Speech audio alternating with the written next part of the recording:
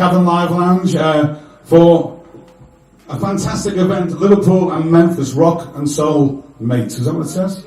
Yeah, just checking. Okay, just to let you know what's going on, I'm not going to say too much. I'm John, I'm one of the directors.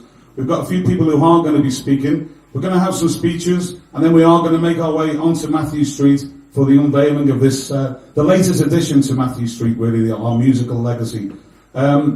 Then after that, we'll come back in and carry on with the reception with some more live music from Clark, some drinks. But to officially welcome you to the Cavern, can you please welcome on stage one of the co-owners of the Cavern, Mr. Bill Heckle.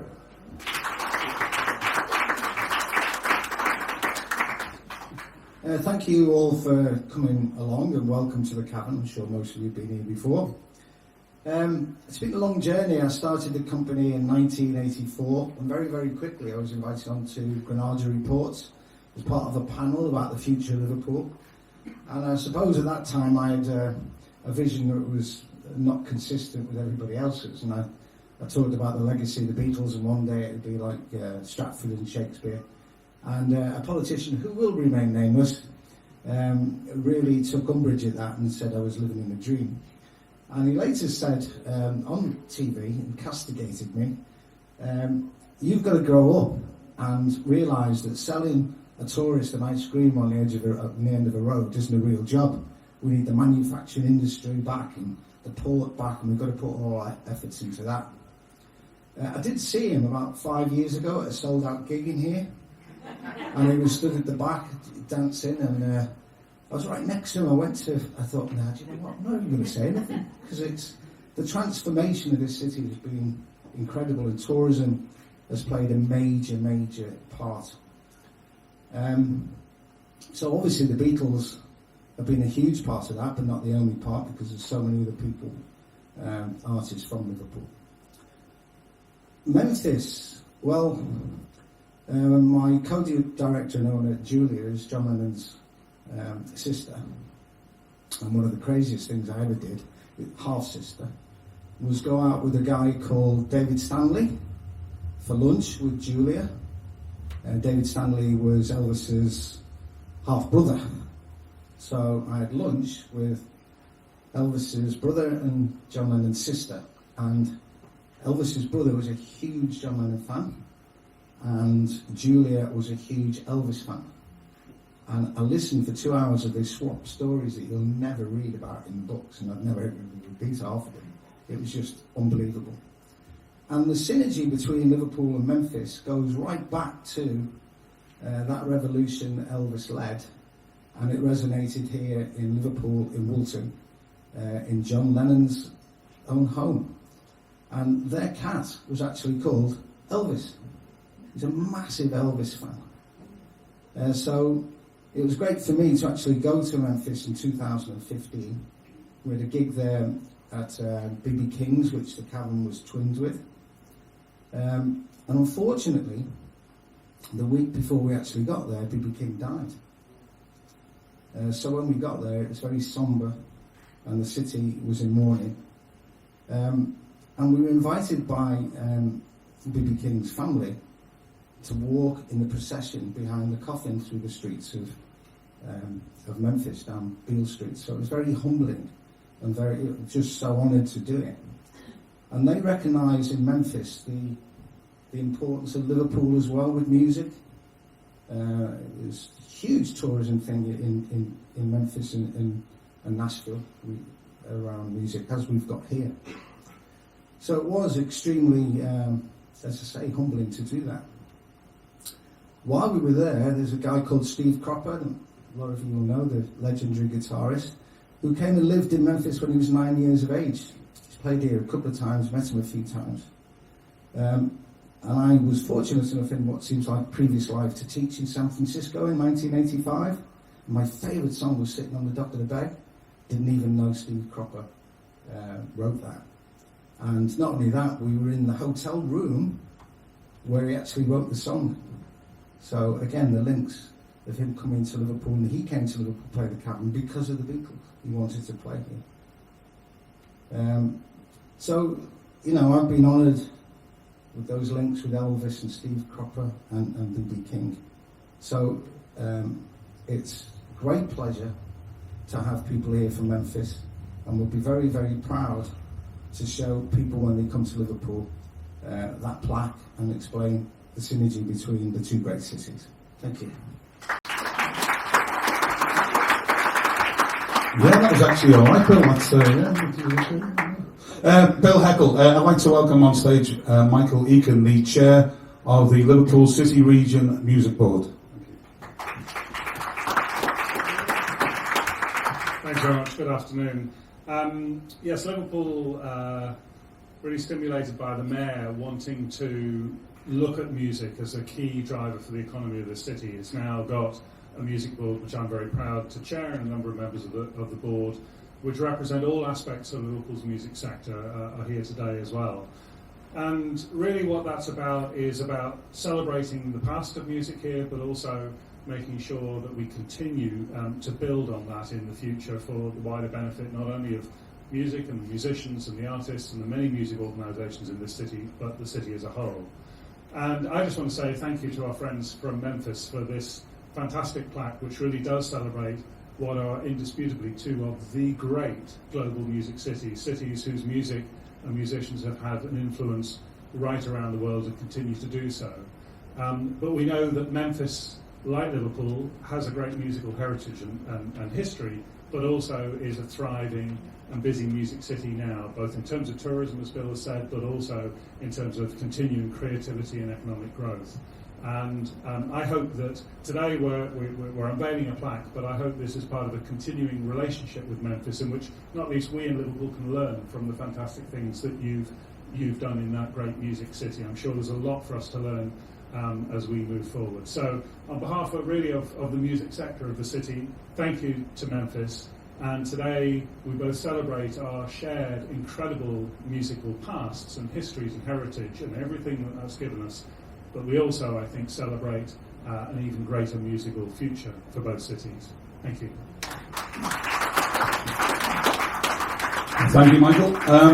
The next gentleman I'd like to bring onto the Cavern stage is, fair to say, the driving force behind today's event, the CEO of Memphis Tourism, Kane.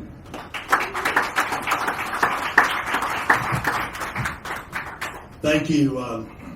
It's so interesting when I hear Bill and Mike talk about frustrations in a community recognizing they're really, truly giant talents that drive economic development.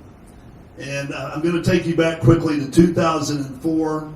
We were launching a 50th anniversary celebration of the birth of rock and roll. Now, did the birth of rock and roll really start with That's All Right Mama with Elvis Presley? We're not sure. It may have started with Rocket 88 a couple of years earlier, but that was also recorded at Sun Studio in Memphis. But either way, everybody acknowledged that the Big Bang Theory of rock music started when Elvis recorded That's All Right Mama on July 5th, 1954. So we launched a global campaign to celebrate the 50th anniversary. And General Motors, Chevrolet got on board. Hard Rock cafes all over the world got on board.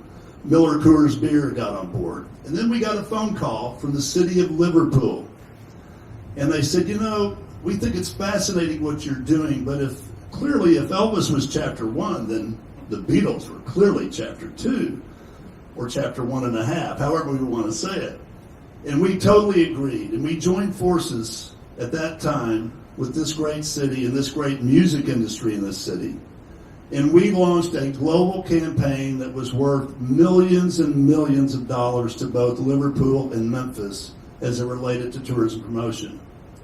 And just like the frustrations that your music industry and your tourism industry was experiencing here, we had experienced that in Memphis a few years earlier. We had some political winds that said, we're beyond Elvis. We're beyond blues, brew, and barbecue. We need to be more than that. We need to be more about museums and culture and all these other types of cultural things. And we resisted that because we knew that music and Elvis was the primary hook that would allow all of our other cultural attractions to thrive, because that was the global hook that would bring, in our case now, close to 12 million visitors, literally from all over the world, and that number is growing every year. And Bill, your industry invited me to come be a speaker that year. And it was basically industry people talking about the impact and how what we called the foundation of what we did with Elvis, even though it was something that was set in the past, and how we use that as the bridge and the launching pad to promote all types of great, wonderful amenities that our city, culturally and otherwise, has to offer to the world. And I think it certainly has resonated here over the last 15 years with what you guys have done, and Mayor Anderson with yours and your colleagues' leadership. It's just been absolutely amazing. So we actually had, Chris Brown and I actually had this idea a few years ago. We wanted to do a plaque in Liverpool to commemorate Memphis and Liverpool's unique relationship. And folks, there's not two cities in the world that had a bigger impact culturally through music than Liverpool and Memphis. Nowhere. Not New Orleans, not Nashville, not San Francisco, not London, not New York, not Los Angeles. Liverpool and Memphis had the biggest impacts globally on music than any two cities in the world. And we should celebrate that. Would you agree with that?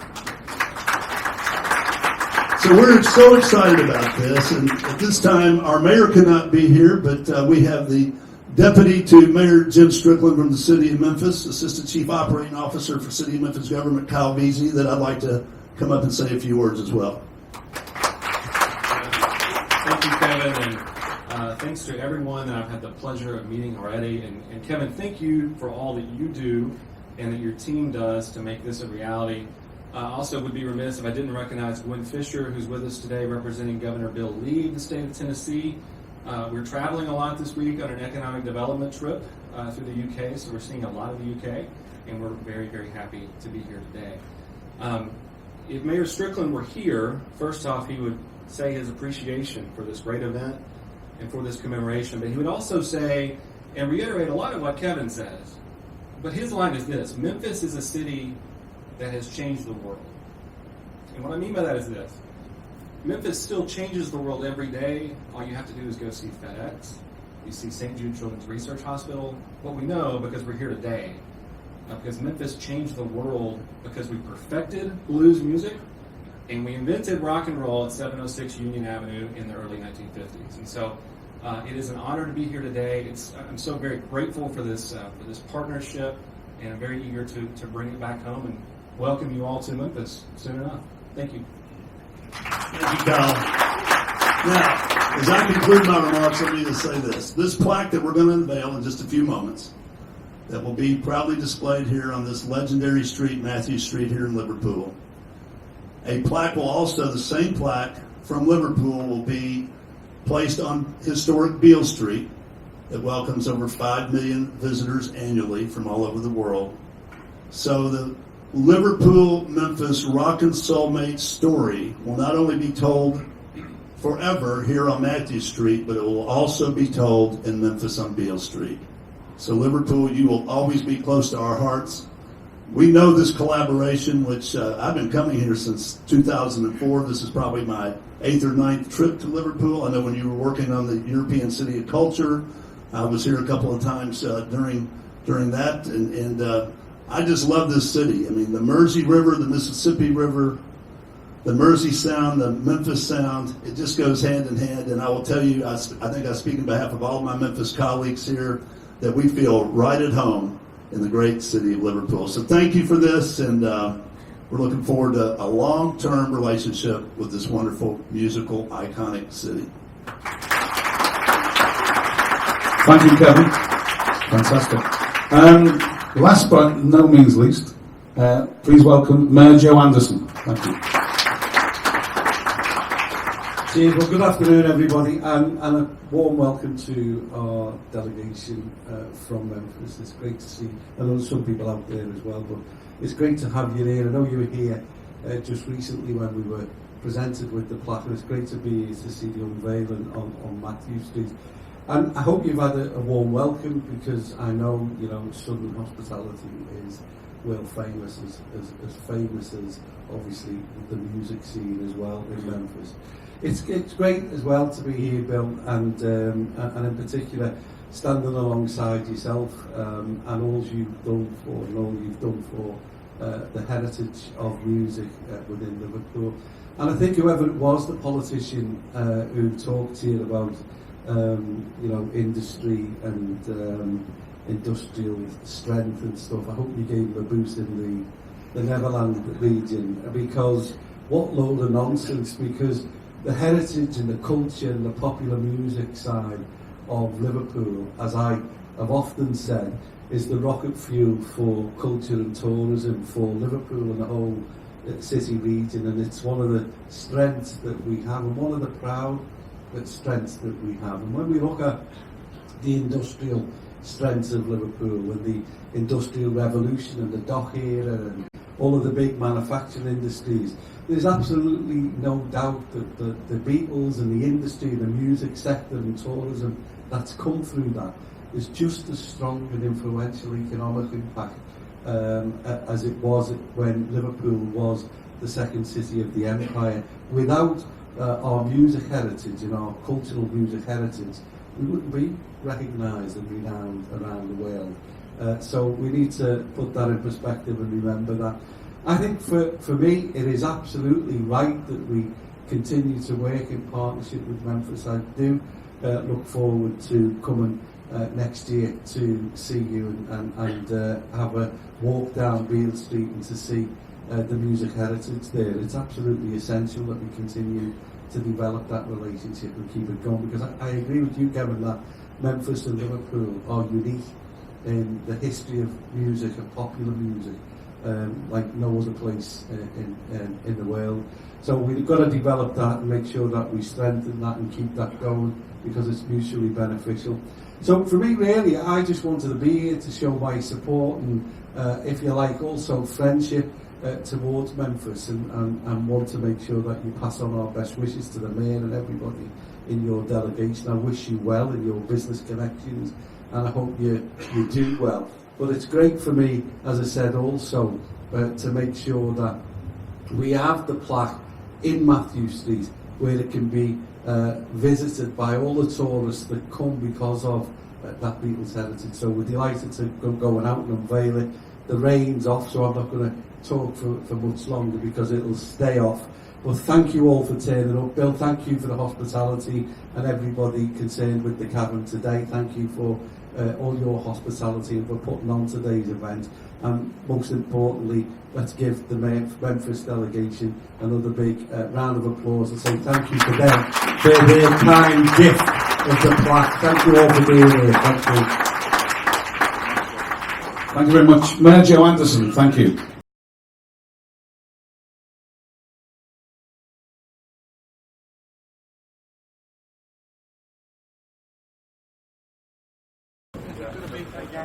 Is it a yank or is it we're going to rip it apart? So thank you very much to our Memphis colleagues and our friends today for presenting this plaque to us, and we're delighted that it's here in Mathew St, which was the birth of British popular music through the Beatles. It's great to be associated with Memphis, one of the best cities in the world that supports the music development. Two great cities, one great plaque. One of these is in Beale Street, talking about and celebrating the Beatles in Mathew St. So this plaque is similar to this in Memphis as well. So great. On the count of three. 1, 2, 3.